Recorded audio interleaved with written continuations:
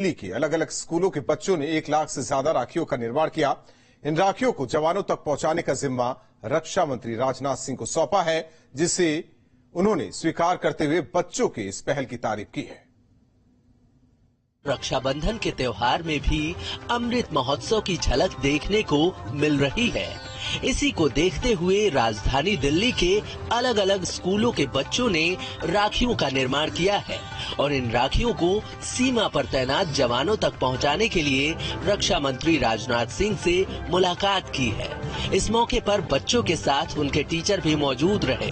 धन्यवाद देना चाहता हूं तरुण विजय जी को और राम सुब्रमण्यम जी को कि इन लोगों ने यही इनिशिएटिव लिया कि रक्षाबंधन के अवसर पर यह राखी तैयार की जानी चाहिए।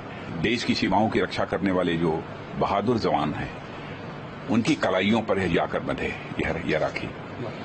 इस देश का रक्षा मंत्री होने के नाते मैं आप सबको आश्वस्त करना चाहता हूं कि मैं स्वयं इसको हमारी तीनों सर्विसेज के चीफ्स, आर्मी, नेवी और एयरफोर्स, तीनों सर्विसेज के चीफ्स को मैं ये प्रोवाइड करूंगा ताकि हमारी तीनों सर्विसेज के जवानों तक यह राखी पहुंच सके। इस मौके पर मशहूर गीतकार मनोज मुंतशिर भी मौजूद रहे, जहां उन्होंने बच्चों की इस पहल की तारीफ करते हुए रक्षाबंधन और देश प्रेम को अपनी ही तरह से बयां किया कि भले कच्ची उम्र में जिंदगी की शाम आ जाए, ये मुमकिन ही नहीं कि खून पे इल्जाम आ जाए।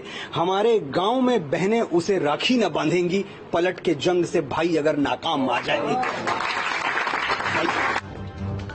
दरअसल सीमा पर तैनात जवानों की कलाई सूनी न रहे, इसलिए राजधानी के अलग अलग स्कूलों के बच्चों ने 1 लाख से ज्यादा राखियों का निर्माण किया है, जिन्हें सीमा पर तैनात जवानों तक पहुंचाया जाएगा, जिससे रक्षाबंधन पर किसी भी भाई की कलाई सूनी न रहे। T news stay.